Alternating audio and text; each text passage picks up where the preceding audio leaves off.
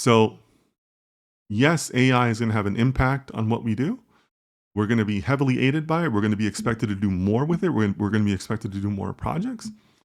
But keep on studying, keep on trying to develop your soft skills, keep on coming back and listening to good guys like me, and you're going to get there, right? And so I think there's still reasons to be optimistic. Okay. Wrong, CJ. I was here for last week's stream. I just have different accounts for my phone. Okay, thank you, CJ. I appreciate that. Um, I'm pretty good at keeping my memory with my different followers, but sometimes, I make mistakes. But like I said, so fortunate to be able to have followers all over the world. But that also makes me worry about all of you because we live in such a dynamic world, such a changing world. So please, um, take care of yourselves, take care of your families. Thank you so much, and I'll see you next time.